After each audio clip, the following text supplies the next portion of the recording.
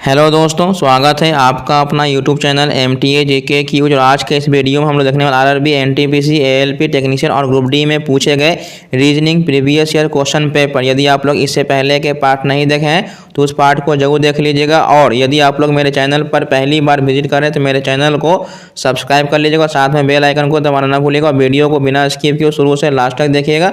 तो मैं वीडियो को स्टार्ट करता हूँ।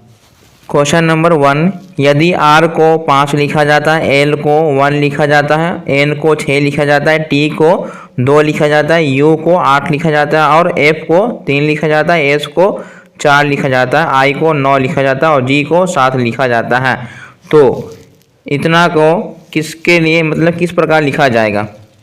जैसे 4 का वैल्यू क्या है, यहाँ पर 4 का वैल्यू है आपको S, 2 का वैल्यू कितना है, 2 के लिए T है, 5 के लिए R है, उसके बाद 9 है, तो 9 किसके लिए है, 9 है I के लिए, उसके बाद 6 किसके लिए है, N के लिए, और 7 किसके लिए, G के लिए, जो कि हमारा वर्ड बना है स्ट्रिंग।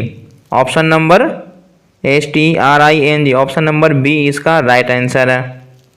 नेक्स्ट क्वेश्चन नंबर 2, निम्नलिखित श्रेणी में अगला अक्षर क्या होगा।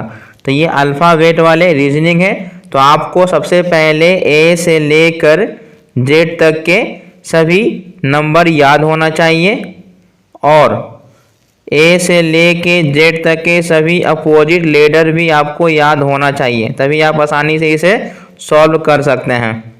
तब मैं क्वेश्चन को सॉल्व करने वाला हूँ। निम्नलिखित श्रेणी में अगला अक्षर क्या होगा। जैसे B का कोड होता है 2, F का कोड होता है 6, I का कोड होता है 9, M का कोड होता है 13, P का कोड होता है 16 और T का कोड होता है 20। तो नंबर लिखने से क्या होता है कि आपको साफ साफ पता चल जाएगा यहाँ पर हो क्या रहा है। जैसे 2 में कितना ऐड किया, 4 ऐड किया, यहाँ कितना ऐड किया, 3 ऐड किया गया, यहाँ कितना ऐड है, 4 है, यहाँ कितना ऐड है, 3 है, यहाँ कितना ऐड है, 4 है। तो हमें एक पैटर्न मालूम हो गया है कि पहले 4 ऐड होगा, उसके बाद 3 ऐड होगा, 4 ऐड होगा, 3 होगा, 4 होगा और 4 के बाद कितना होगा, फिर से 3 होगा। तो 20 में अगर हम 3 ऐड करेंगे तो हमको कितना हो जाएगा, 23। और 23 किसका कोड होता है, 23 होता है W का, और W ऑप्शन नंबर A इसका राइट आंसर है। नेक्स्ट क्वेश्चन नंबर 3, निम्न चित्र में वर्गों की संख्या ज्ञात करना है। यहाँ पर आपको वर्ग की संख्या काउंटिंग करना है, तो आपको एक बार हॉरिजॉन्टल काउंटिंग करना है और एक बार वर्टिकल चेक करेंगे। तो हॉरिजॉन्टल में कितने हैं, 1 2 3 है। हॉरिजॉन्टल में देखें हो गया, वर्टिकल 1 2 3, यानी रो और कॉलम दोनों की संख्या अगर सेम हो, यदि रो और कॉलम की संख्या सेम हो तो आपको स्क्वायर करना होगा। ठीक है, टोटल कितना है, 1 है, 2 है, 3 है। तो 1 का स्क्वायर 1 होता है, 2 का स्क्वायर 4 होता है और 3 का स्क्वायर 9 होता है। तो टोटल मेरे पास कितना हो गया, 14 हो गया। और 14 ये तो हो गया, बाकी अब इसके अंदर है 1 2 3 4 5, ये छोटा वाला 5 और है, तो 14 5 कितना हो गया, 19, जो कि ऑप्शन नंबर D इसका राइट आंसर है। नेक्स्ट क्वेश्चन नंबर 4, दी गई आकृति में कितने वृत्त हैं। इसमें आपको वृत्त काउंटिंग करना है कि इसमें टोटल कितने सर्किल हैं। 1 2 3 4 5 6 7 8 9 10 11 12 13, टोटल इसमें 13 सर्किल है, जो कि ऑप्शन नंबर D इसका राइट आंसर है।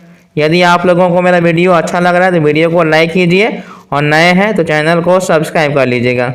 नेक्स्ट क्वेश्चन नंबर 5, 2 अक्टूबर 2010 को सप्ताह का कौन सा दिन था। ये कैलेंडर वाले क्वेश्चन है, तो कैलेंडर वाले क्वेश्चन को सॉल्व करने के लिए आपको 3-4 चीज़ मालूम होना चाहिए। ठीक है, पहला तो आपको मंथ कोड याद होना चाहिए कि मंथ कोड क्या होता है। जैसे मंथ कोड होता है 144 025 036 146।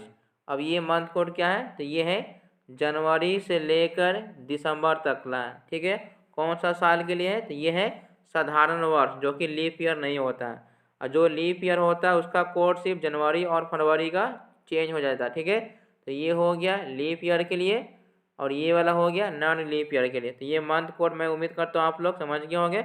अब मैं आपको डे कोड बताने वाला हूँ। ठीक है, डे कोड। डे कोड में क्या होता है, जैसे संडे है तो संडे का कोड 1 होता है, मंडे का कोड 2 होता है, ट्यूसडे का कोड 3 होता है, ट्यूसडे के बाद होता है वेडनेसडे का कोड होता है 4, थर्सडे का कोड होता है 5, फ्राइडे का कोड होता है 6 और सैटरडे का कोड होता है 0।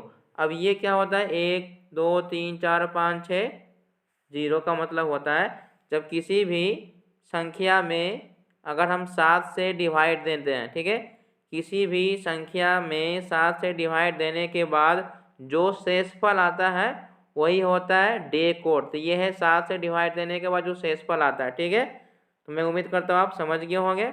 अब आपको लीप ईयर भी पहचानना होगा, कौन सा लीप ईयर है कौन सा लीप ईयर नहीं है।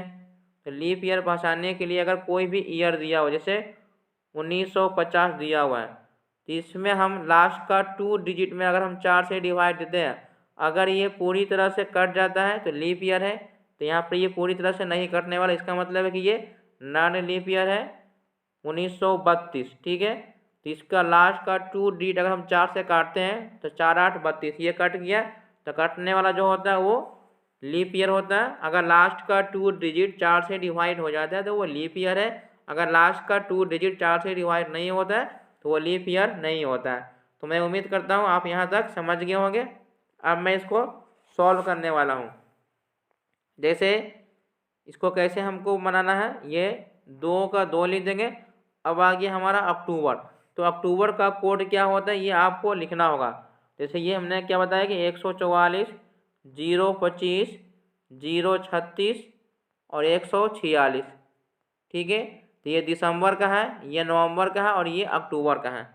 तो अक्टूबर का कोड होता है 1, इसका हम लास्ट डिजिट लेते हैं 10 और 100 में जोड़ देते हैं तो 110 हो जाएगा। प्लस उसके बाद इसमें हम 110 में हम 4 से डिवाइड दे के चेक करते हैं कि इसमें कितने लीप ईयर है। तो 110 में 4 से भाग देंगे तो 4 दूनी 8, शेषफल निकलेगा 3, यानी 4 7 28, यानी 27 गो इसमें लीप ईयर है। ठीक है, कितने लीप ईयर है, 27 लीप ईयर है। तो मैं उम्मीद करता हूँ आप यहाँ तक समझ गए होंगे। अब ये सभी को जोड़ के 7 से डिवाइड देंगे तो 110 में जोड़ेंगे, ये 27 और 3 30 हो गया, 30 और 10 40, यानी 140 हो गया। 140 में हम 7 से डिवाइड देंगे तो 7 से डिवाइड देंगे तो 7 दूनी 14, जो कि हमारा रिमाइंडर यानी शेषफल कितना बचेगा 0, एक भी शेष नहीं बचेगा क्योंकि पूरा से पूरा कट गया। तो मैंने क्या बताया था कि सैटरडे का कोड होता है 0, जब शेषफल 0 आता है तो वो होता है सैटरडे यानी शनिवार। तो ऑप्शन नंबर सी इसका राइट आंसर है। तो मैं उम्मीद करता हूँ आप समझ गए होंगे। नेक्स्ट क्वेश्चन नंबर 6, 29 मार्च 2020 को कौन सा दिन होगा। ये भी सेम क्वेश्चन है, कैलेंडर वाला है। तो मैंने क्या बताया है कि पहले आपको डेट लिखना है, डेट कितना है 29 है। उसके बाद हमें ये चेक करना है कि ये लीप ईयर है कि नहीं है, तो ये लीप ईयर है क्योंकि इसका लास्ट का 2 डिजिट 20 है और 4 से अगर डिवाइड देते हैं तो ये हमारा लीप ईयर है। तो लीप ईयर में जो कोड होता है वो सिर्फ जनवरी और फरवरी में चेंज होता है, बाकी किसी में चेंज नहीं होगा। लेकिन यहाँ पर मार्च है तो ये लीप ईयर हो या कुछ भी हो इसे चेंज नहीं होगा। अब यहाँ पर मार्च का कोड क्या होता है, मार्च का कोड हो जाएगा जनवरी फरवरी मार्च, यानी मार्च का कोड हो गया 4। और मैंने क्या बताया जब 2000 वाला ईस्वी होता है इसके लास्ट का 2 डिजिट यानी 20 है तो ये 120 हो जाएगा। उसके बाद यहाँ पर हम लीप ईयर चेक करते हैं, इसमें हम 4 से डिवाइड देंगे। क्या करेंगे 4 से डिवाइड देंगे तो कितना हो जाएगा 4 तिहाई 12, यानी 30 लीप ईयर होगा। और सभी को जोड़ के 7 से क्या करेंगे डिवाइड देंगे। जैसे ये 30 है और ये 29 है तो इसमें से अगर एक निकल जाएगा तो 30 30 है 30 60 हो जाएगा, 60 20 80, 80 या 3 83, यानी 183 डिवाइड बाई 7। अब इसमें हम क्या करेंगे, डिवाइड देंगे। 183 में हम 7 से डिवाइड देंगे तो 7 दूनी 14, 14, 8 में से 4 गया 4, 3, 7 छः का 42, घटाएंगे तो कितना आएगा 1, जो कि शेषफल 1 आया है। और जिसका शेषफल 1 आता है वो होता है संडे। क्या होता है, संडे यानी रविवार होता है। ऑप्शन नंबर ए इसका राइट आंसर है। नेक्स्ट क्वेश्चन नंबर 7, आपको एक प्रश्न और 2 कथन दिए गए हैं, पहचानिए कि कौन सा कथन प्रश्न का उत्तर देने के लिए पर्याप्त है। तो क्वेश्चन पूछ रहा कि x का मान पता करें, x का मान ज्ञात करना है। तो पहले में आपको दिया हुआ x रेशियो 2 समानुपात 3 रेशियो, यानी x बटा में 2 बराबर 3/4 हम ऐसे लिख सकते हैं। इसको अगर हम कैलकुलेट करेंगे तो हमको x का वैल्यू आ गया 3/2, यानी हमें पहला इक्वेशन से x का वैल्यू निकल गया, दूसरा इक्वेशन से कभी भी x का वैल्यू नहीं निकलेगा, यानी हम पहला ही कथन से निकाल दिए हैं। तो केवल एक हमें सही है, ठीक है, जो कि ऑप्शन नंबर ए इसका राइट आंसर है। तो मैं बढ़ता हूँ अगले प्रश्न की ओर। क्वेश्चन नंबर 8, उस वेन आरेख का चयन करें जो निम्नलिखित शब्दों का सर्वाधिक उचित प्रतिनिधित्व करता है। गणित, भौतिक, रसायन।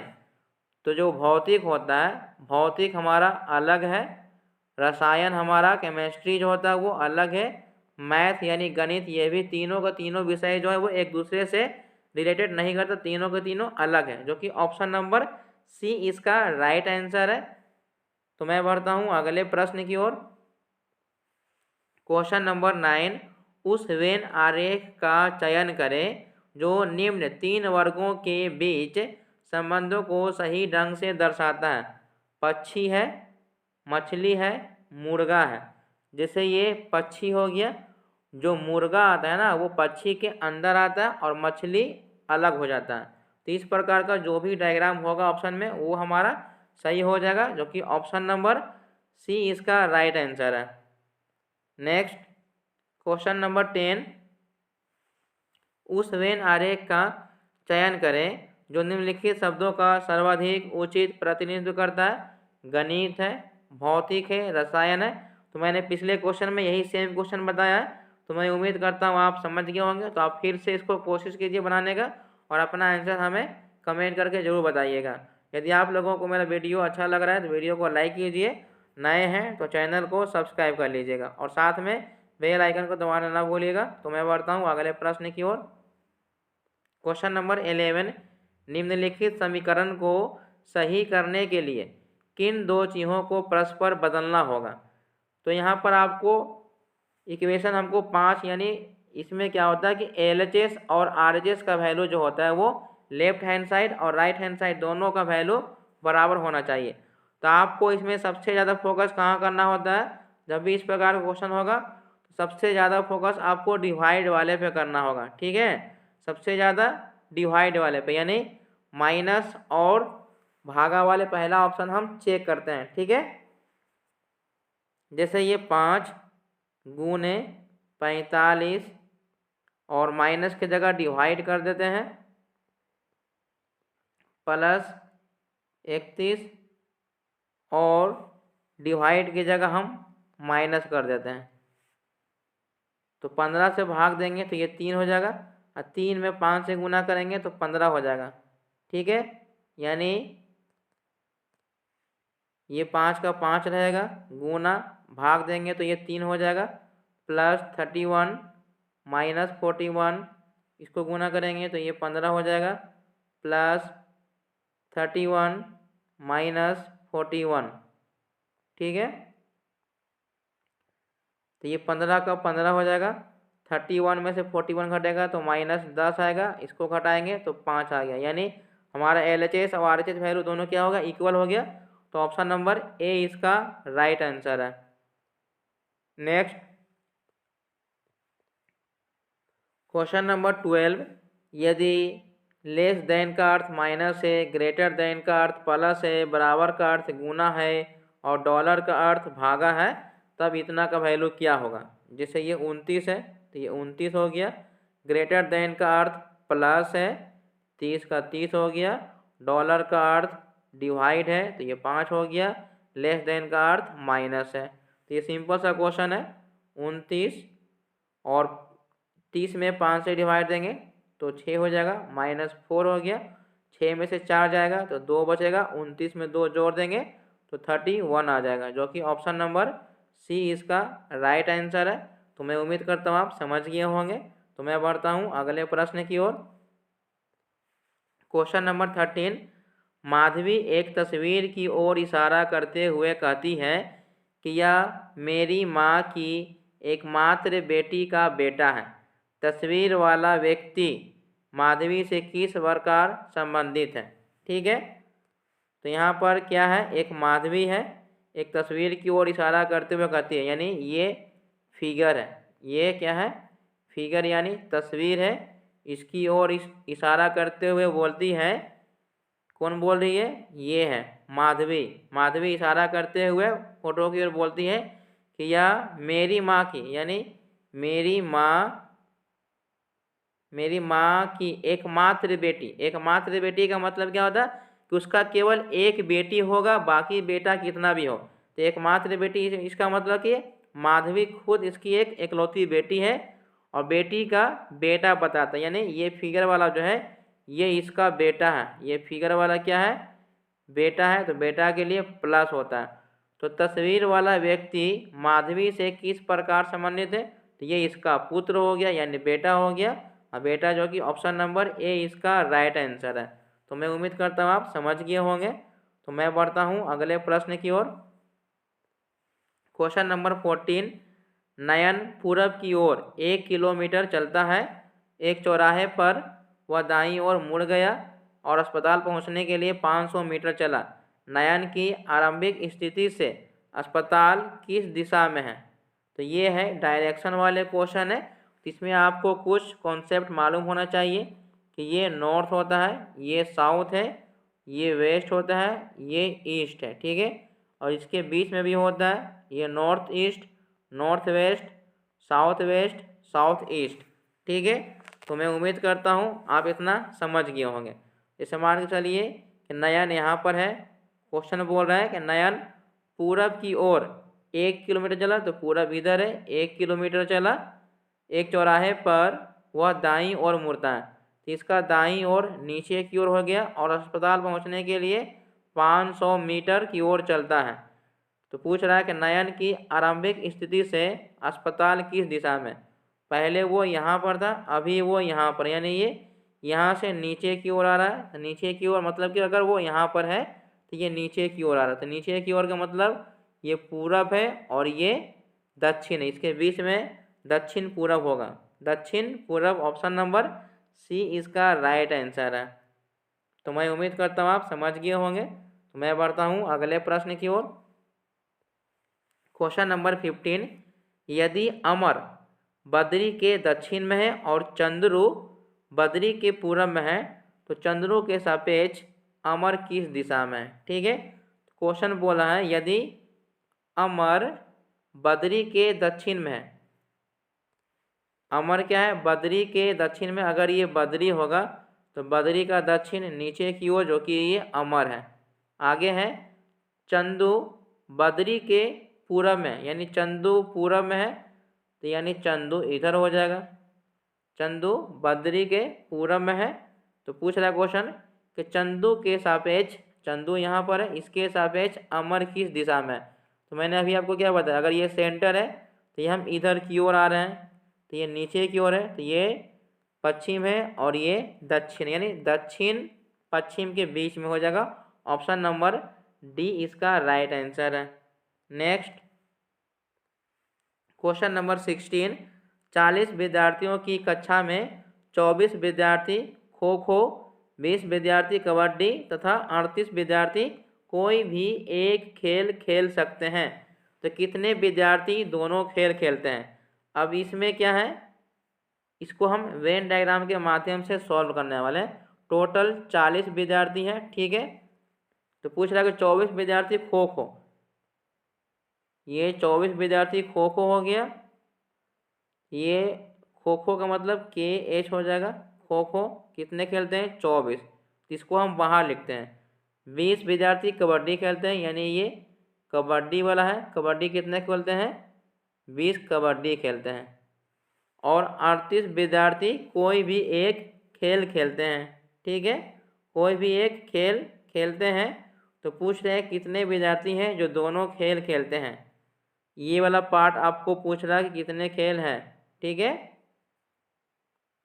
तो ये टोटल तो 40 विद्यार्थी की कक्षा में से 24 को ये हो जाएगा, 20 को ये हो गया। इसको अगर हम जोड़ दिया जाए तो कितना हो जाएगा? 24 और 20 कितना हो गया? 24 और 20 हो गया 44। टोटल अगर जोड़ दिया जाए तो 44 है, 44, लेकिन 40 ही विद्यार्थी है टोटल, यानी 44 में से अगर हम 40 घटा देंगे तो हमको 4 विद्यार्थी मिल जाएगा। कितना मिलेगा?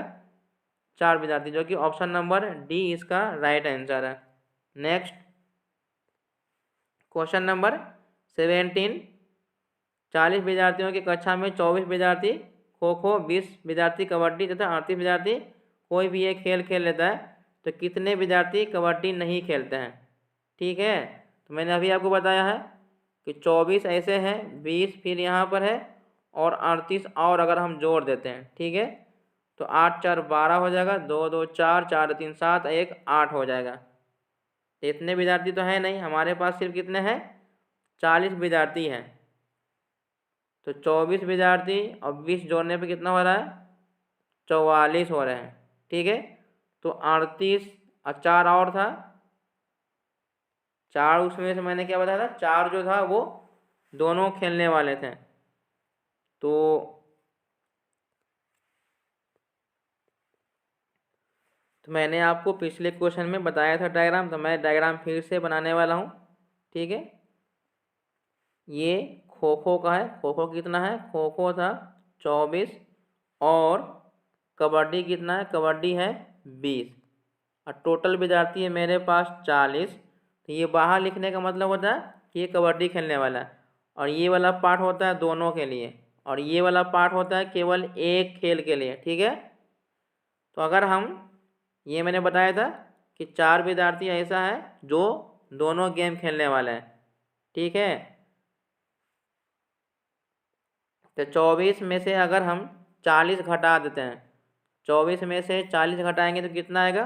16 आएगा, जो कि केवल खो खो खेलने वाला है। अगर 20 घटा दिया जाए, इसका मतलब केवल 20 ऐसा विद्यार्थी है जो केवल कबड्डी खेलने वाला है। तो क्वेश्चन पूछ रहा है कितने विद्यार्थी कबड्डी नहीं खेलते हैं। तो कबड्डी नहीं खेलने वाला हमें ये वाला पार्ट पूरा का पूरा क्या करना? हटा देना। तो ये सिर्फ 16 विद्यार्थी जो केवल खो खो खेलता है, जो कि 16 ऑप्शन में नहीं दिया हुआ है, ऑप्शन तो 16 नहीं दिया हुआ। तो इसमें ये 16 खो खो हो गया, पूछ रहा है कितने कबड्डी नहीं खेलते हैं। तो 16 4 20 भी हो जाएगा, क्योंकि ये तो कबड्डी में भी आ जा रहा है, तो ये तो होगा नहीं। Question number 17। 40 विद्यार्थियों की कक्षा में 24 विद्यार्थी खो खो खेलते हैं, यानी ये खो खो है और ये कबड्डी है। KH का मतलब होता है खो खो। तो खो खो हो गया मेरा 40 विद्यार्थी, सॉरी, खो खो में सिर्फ है 24 गो विद्यार्थी। उसके बाद कबड्डी है, कबड्डी में कितने हैं? 20 है, ठीक है। अब यहाँ पर हम देखने वाले हैं, मैंने अभी पिछले बार बताया था कि ये 40, यानी ये हो गया 4 विद्यार्थी ऐसा था जो दोनों खेलने वाला था, ठीक है। तो 24 में से अगर हम ये 4 घटा देंगे तो केवल 20 ये बच जाएगा। अगर ये 20 में से ये 4 घटा देंगे तो केवल 16 को बच गया। क्वेश्चन पूछ रहा है कि कितने विद्यार्थी कबड्डी नहीं खेलते हैं। तो ये कबड्डी का पार्ट है जो पूरा अगर हम काट दिए जाएंगे तो हमें सिर्फ 20 ऐसा विद्यार्थी है जो केवल खो खो खेलता है, जो कि ऑप्शन नंबर सी इसका राइट आंसर है। Next question number 18। सेम वही क्वेश्चन है, तो मैं फिर से फिगर बना दे रहा हूँ क्योंकि मुझे फिगर याद है। ये 24 था खो खो के लिए, ये कबड्डी है, कबड्डी के लिए 20 था, 4 ऐसा विद्यार्थी है जो दोनों गेम खेलता है, 20 ऐसा विद्यार्थी है जो केवल खो खो खेलता है, 16 ऐसा विद्यार्थी है जो केवल कबड्डी खेलता है। तो क्वेश्चन है कितने विद्यार्थी कोई भी खेल नहीं खेलते हैं। क्वेश्चन पूछ रहा है कितने विद्यार्थी हैं जो कोई भी खेल नहीं खेलता है। तो नहीं खेलता है तो 38 को ऐसा विद्यार्थी है जो कोई भी एक खेलता है, यानी 38 विद्यार्थी खेलने वाला है। तो 38 है, तो 40 में से अगर हम 38 को घटा देंगे तो 2 विद्यार्थी ऐसा है जो कोई भी खेल नहीं खेलता। ऑप्शन नंबर डी इसका राइट आंसर है। नेक्स्ट क्वेश्चन नंबर 19, निम्नलिखित श्रेणी में प्रश्न ची को कौन सी आकृति प्रतिस्थापित करेगी। जैसे ये दोनों फिगर वर्ग वाला है तो एक अंदर एक बाहर चला गया, फिर ये सर्किल वाला है, इसका मतलब कि एक सर्किल दूसरे सर्किल के अंदर चला जाएगा। ये वाला होगा नहीं, ये भी नहीं होगा, ये भी नहीं होगा। ये वाला बॉक्स सही है, यानी ए बॉक्स सही है, जो कि ऑप्शन नंबर डी इसका राइट आंसर है। नेक्स्ट क्वेश्चन नंबर 20, इस वीडियो का ये लास्ट क्वेश्चन है। यदि आप लोगों को मेरा वीडियो अच्छा लग रहा है तो वीडियो को लाइक कीजिए, नए हैं तो चैनल को सब्सक्राइब कर लीजिएगा और साथ में बेल आइकन को दबाना ना भूलिएगा, क्योंकि जब भी कोई मैं वीडियो अपलोड करूंगा तो नोटिफिकेशन सबसे पहले आपके पास पहुंच जाएगा। और यदि आपको ये वीडियो पसंद आ रहा है तो अपने दोस्तों के साथ शेयर जरूर कर दीजिएगा। तो क्वेश्चन नंबर 20 है कि दी गई श्रृंखला के लिए अगली आकृति चुनना है। जैसे इसमें 2 वर्ग है तो क्या हुआ कि अंदर से जो छोटा वर्ग था वो बाहर निकल के पेंट हो गया। इसमें भी दोनों सर्किल है लेकिन एक छोटा सर्किल है, तो क्या होगा, ये बड़ा सा सर्किल रहेगा, छोटा वाला सर्किल क्या हो जाएगा, पेंट हो जाएगा। तो ये तो होगा नहीं, ये भी नहीं होगा, ये भी नहीं होगा, ये वाला सही हो जाएगा, जो कि ऑप्शन नंबर डी है। तो वीडियो को शुरू से लास्ट तक देखने के लिए बहुत बहुत धन्यवाद। Thanks for watching and subscribe my channel.